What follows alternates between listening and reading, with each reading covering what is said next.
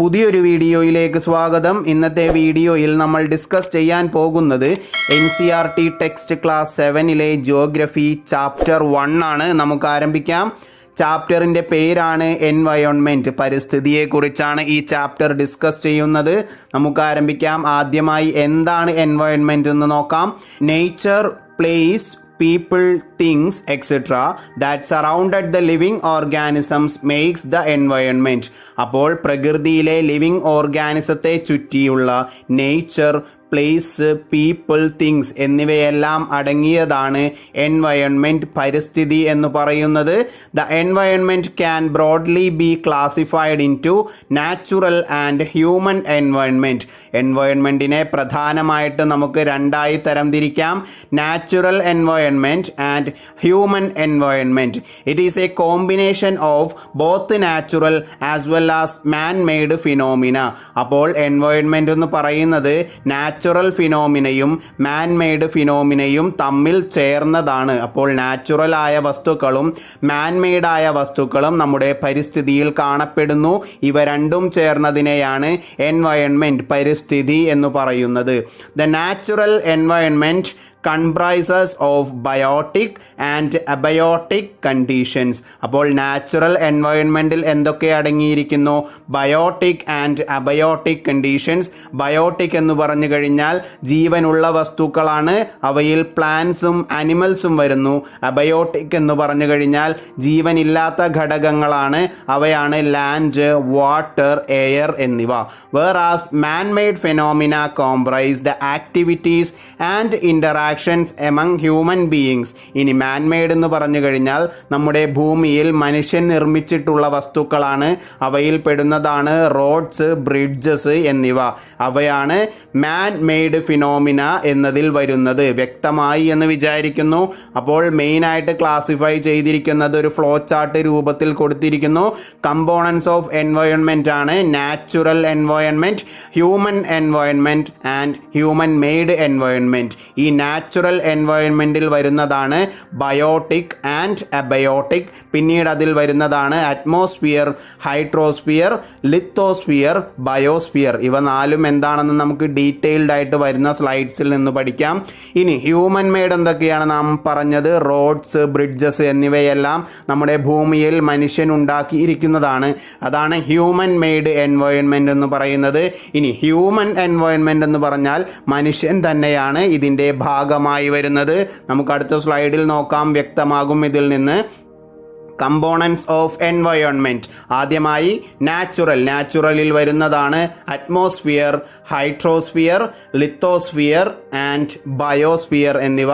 ഇനി ഹ്യൂമൻ മെയ്ഡിൽ വരുന്നതാണ് parks, bridges, roads, monuments, industries, buildings എന്നിവയെല്ലാം ഹ്യൂമൻ മെയ്ഡിൽ വരുന്നു. ഇനി ഹ്യൂമൻ എൻവയോൺമെൻറ്റ് എന്ന് പറഞ്ഞാൽ അതിൽ വരുന്നതാണ് individual, family, community, religion, educational, economic and political situations. ഇത്രയും മനുഷ്യനുമായി ബന്ധപ്പെട്ട എൻവയോൺമെൻ്റ് ആണ് ഹ്യൂമൻ എൻവയോൺമെൻറ്റ്. ഈ നാച്ചുറൽ എൻവയോൺമെൻറ്റിൽ ഹൈഡ്രോസ്ഫിയർ എന്നാൽ വാട്ടറുമായി ബന്ധപ്പെട്ടതും, അറ്റ്മോസ്ഫിയർ എന്നാൽ എയറുമായി ബന്ധപ്പെട്ടതും, ലിത്തോസ്ഫിയർ എന്നാൽ ലാൻഡുമായി ബന്ധപ്പെട്ടതും, ബയോസ്ഫിയർ എന്നാൽ എല്ലാ ലിവിങ് തിങ്സുമായി ബന്ധപ്പെട്ടതുമാണ്. വ്യക്തമായി എന്ന് വിചാരിക്കുന്നു.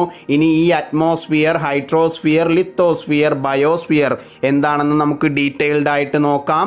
ആദ്യമായി നമ്മൾ പറഞ്ഞത് ബയോട്ടിക് ആൻഡ് അബയോട്ടിക് കമ്പോണൻസ് എൻവയോൺമെൻറ്റിലുണ്ട്.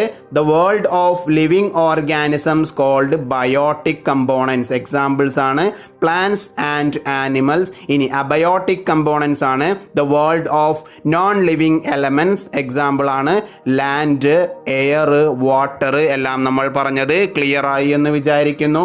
ഇനി നാച്ചുറൽ എൻവയോൺമെൻറ്റിൽ വരുന്ന ഭാഗങ്ങളാണ് ലിത്തോസ്ഫിയർ, അറ്റ്മോസ്ഫിയർ, ഹൈഡ്രോസ്ഫിയർ, ബയോസ്ഫിയർ. അപ്പോൾ land, water, air, plants and animals comprises the natural environment.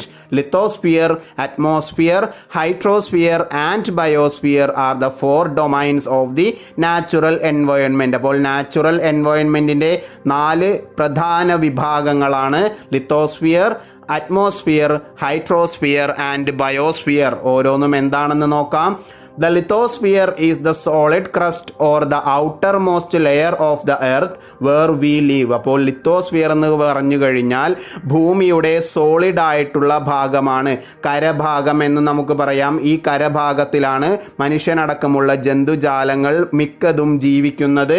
അപ്പോൾ it contains land forms like mountains, plateaus, plains and valleys. അപ്പോൾ ഈ ലിത്തോസ്ഫിയറിൽ അടങ്ങിയിരിക്കുന്ന ലാൻഡ് ഫോംസ്, ഭൂപ്രകൃതികൾ ഏതൊക്കെയാണ്?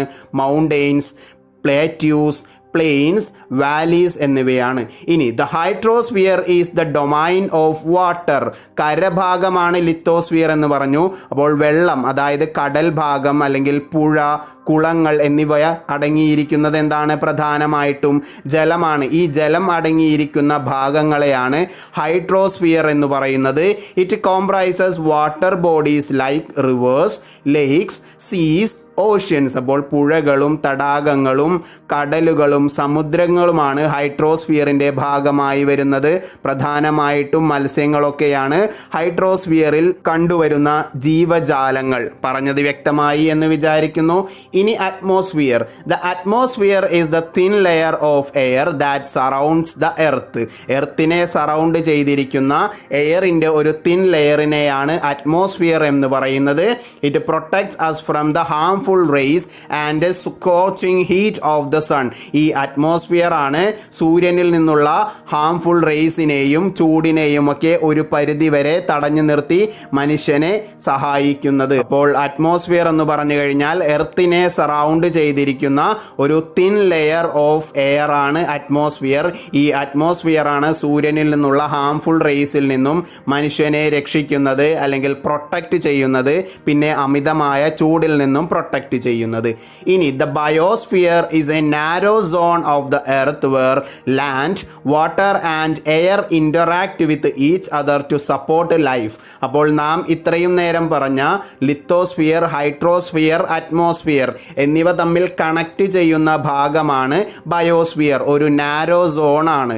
Narrow zone of the earth where land, water and air interact with each other. അപ്പോൾ biosphere എന്ന് പറഞ്ഞു കഴിഞ്ഞാൽ ഈ മൂന്ന് ഭാഗങ്ങളും ചേർന്ന ഒരു നാരോ സോണാണ്. ഈ നാരോ സോണിലാണ് ലൈഫ് പോസിബിൾ ആയിട്ടുള്ളത്. ഈ ബയോസ്ഫിയർ ആണ് ലൈഫിനെ സപ്പോർട്ട് ചെയ്യുന്നത്.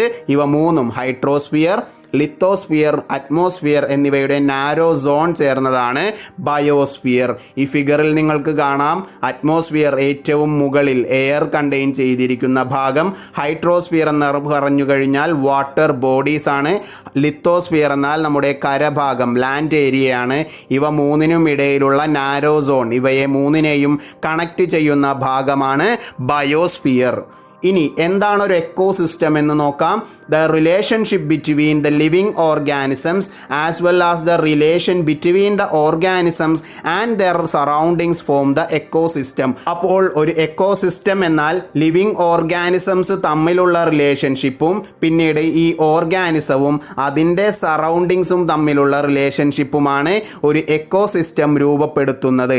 അപ്പോൾ ലിവിങ് ഓർഗാനിസംസ് തമ്മിലുള്ള റിലേഷനും ലിവിങ് ഓർഗാനിസവും അത് വളരുന്ന പരിസ്ഥിതി, അതിൻ്റെ ചുറ്റുപാട്, അതിൻ്റെ സറൗണ്ടിങ്സുമായിട്ടുള്ള റിലേഷൻഷിപ്പാണ് ഒരു എക്കോസിസ്റ്റം ഫോം ചെയ്യുന്നത്. There could be an ecosystem of large rainforest, grassland, desert, mountains, lake, river, ocean and even a small pond can form a ecosystem. അപ്പോൾ വിവിധ തരം എക്കോസിസ്റ്റങ്ങൾക്ക് എക്സാമ്പിളാണ് ഏതൊക്കെ ഈ പറഞ്ഞ large rain forest, grassland, desert, mountains, lake, river, ocean or even a small pond. ഒരു ചെറിയ കുളത്തിന് പോലും ഒരു എക്കോസിസ്റ്റം ഫോം ചെയ്യാൻ സാധിക്കും. അതിൻ്റെ ഒരു എക്സാമ്പിളാണ് ഈ ചിത്രത്തിൽ നൽകിയിരിക്കുന്നത്. ഒരു പോണ്ട്, അതുമായി ബന്ധപ്പെട്ട സസ്യങ്ങൾ, അതുമായി ബന്ധപ്പെട്ട ജന്തുജാലങ്ങൾ എന്നിവയെല്ലാം ചേർന്ന് ഒരു എക്കോസിസ്റ്റം രൂപപ്പെട്ടിരിക്കുന്നു. ഇനി എന്താണ് ഹ്യൂമൻ എൻവയോൺമെന്റ് എന്ന് നോക്കാം. Human beings interact with the environment. അതിനെയാണ് എന്ത് പറയുന്നത്? Human environment. Human beings interact with the environment and modify it according to their needs. അപ്പോൾ മനുഷ്യൻ ഭൂമിയിൽ ഇന്ററാക്ട് ചെയ്യുകയും അവൻ്റെ ആവശ്യത്തിനനുസരിച്ച് അവയിൽ മാറ്റം വരുത്തുകയും ചെയ്യുന്നു. Early humans adapted themselves to their natural surroundings. പണ്ടുകാലത്ത് മനുഷ്യൻ അവൻ്റെ സറൗണ്ടിങ്സിനനുസരിച്ചാണ് ജീവിച്ചിരുന്നത്. With time human learn to grow new things, domesticate animals and lead a settled life. പിന്നീട് നാളുകൾക്ക് ശേഷം അവൻ പുതിയ പുതിയ കാര്യങ്ങൾ പഠിക്കുകയും മൃഗങ്ങളെ ഇണക്കി വളർത്തുകയും ഒരു സെറ്റിൽഡ് ലൈഫ്, സ്ഥിരമായി താമസം ആരംഭിക്കുകയും ചെയ്തു. The industrial revolution, transportation and information revolution made communication easier and speedy across the world. പിന്നീട് വന്ന ഇൻഡസ്ട്രിയൽ റെവല്യൂഷനും ട്രാൻസ്പോർട്ടേഷൻ, ഗതാഗത സൗകര്യങ്ങളും കമ്പ്യൂട്ടറിൻ്റെ കണ്ടുപിടുത്തവുമെല്ലാം കമ്മ്യൂണിക്കേഷൻ വളരെ എളുപ്പമാക്കുകയും അത് ഭൂമിയെ പെട്ടെന്ന് തന്നെ മാറ്റം വരുത്തുകയും ചെയ്തു. Man is destroying the environment through deforestation and industrialisation. പിന്നീട് കാലങ്ങൾക്ക് ശേഷം മനുഷ്യൻ അവൻ്റെ പരിസ്ഥിതിയെ അവനിഷ്ടമുള്ള രീതിയിൽ മാറ്റുന്നതിൻ്റെ ഫലമായി ഭൂമിയിൽ ഒരുപാട് പ്രശ്നങ്ങൾ, പ്രകൃതി ദുരന്തങ്ങൾ ഉണ്ടാകുന്നുണ്ട്. അപ്പോൾ മാൻ ഈസ് ഡിസ്ട്രോയിങ് ദ എൻവയോൺമെൻറ്റ്, മനുഷ്യനാണ് നമ്മുടെ പരിസ്ഥിതിയെ നശിപ്പിക്കുന്നത്. ഏതെല്ലാം വഴിയിലാണ്? ഡീഫോറസ്റ്റേഷൻ, വനങ്ങൾ നശിപ്പിക്കുന്നു; ഇൻഡസ്ട്രിയലൈസേഷൻ, വ്യവസായവൽക്കരണം എന്നിവ വഴി മനുഷ്യൻ ഭൂമിയെ നശിപ്പിച്ചു കൊണ്ടിരിക്കുകയാണ്. അപ്പോൾ നാം നമ്മുടെ പരിസ്ഥിതിയെ സംരക്ഷിക്കേണ്ടത് അത്യാവശ്യമാണ്. അപ്പോൾ ഇത്രയുമാണ് ഈ വീഡിയോയിൽ നാം ഡിസ്കസ് ചെയ്യുന്നത്. ഈ ചാപ്റ്ററിൽ പറഞ്ഞിരിക്കുന്ന എല്ലാ കാര്യങ്ങളും നമ്മൾ ഡിസ്കസ് ചെയ്തു. എന്തൊക്കെയാണ് നാം പറഞ്ഞത്? ആദ്യം എന്താണ് എൻവയോൺമെൻറ്റ് എന്ന് പറഞ്ഞു. Then a component of environment പറഞ്ഞു. Human environment, natural environment, then human made environment, അതിൽ എല്ലാം അടങ്ങിയിരിക്കുന്ന ഘടകങ്ങൾ ഏതൊക്കെയാണെന്ന് പറഞ്ഞു. പിന്നീട് പറഞ്ഞത് ലിത്തോസ്ഫിയർ, ഹൈഡ്രോസ്ഫിയർ, അറ്റ്മോസ്ഫിയർ, ബയോസ്ഫിയർ എന്നിവയെല്ലാം എന്താണെന്ന് പറഞ്ഞു. ഇവയെല്ലാം നാച്ചുറൽ എൻവയോൺമെൻറ്റിൻ്റെ ഭാഗമാണ്. ലിത്തോസ്ഫിയർ എന്നാൽ ലാൻഡ് ഏരിയയും, ഹൈഡ്രോസ്ഫിയർ എന്നാൽ വാട്ടർ ബോഡീസും, അറ്റ്മോസ്ഫിയർ എന്നാൽ എയറും, ബയോസ്ഫിയർ എന്നാൽ ഇവയെ മൂന്നിനെയും കണക്ട് ചെയ്യുന്ന ഒരു നാരോ സോൺ ആണെന്നും പറഞ്ഞു. ഇനി എക്കോസിസ്റ്റം ഫോം ചെയ്യുന്നത് എങ്ങനെയാണെന്നും വിവിധ എക്കോസിസ്റ്റങ്ങൾക്ക് എക്സാമ്പിളും നമ്മൾ പറഞ്ഞു. ഒരു സ്മോൾ പോണ്ടിന് പോലും ഒരു എക്കോസിസ്റ്റം ഫോം ചെയ്യാൻ സാധിക്കുമെന്നും നമ്മൾ പറഞ്ഞു. അവസാനമായി പറഞ്ഞത് ഹ്യൂമൻ എൻവയോൺമെൻറ്റിനെ കുറിച്ചാണ്. ഹ്യൂമൻ എങ്ങനെ എൻവയോൺമെൻറ്റുമായി റിയാക്ട് ചെയ്യുന്നു, പിന്നീട് മനുഷ്യൻ്റെ പ്രവർത്തനങ്ങൾ മൂലം പരിസ്ഥിതിയിൽ എന്തെല്ലാം നാശങ്ങൾ ഉണ്ടാകുന്നു നമ്മൾ ഡിസ്കസ് ചെയ്തു. പറഞ്ഞതെല്ലാം വ്യക്തമായി എന്ന് വിചാരിക്കുന്നു. എൻ്റെ വീഡിയോസ് ഇഷ്ടമാകുന്നുണ്ടെങ്കിൽ ചാനൽ സബ്സ്ക്രൈബ് ചെയ്യുക, ഷെയർ ചെയ്യുക. പുതിയൊരു വീഡിയോയുമായി വരുന്നതുവരേക്കും താങ്ക് യു.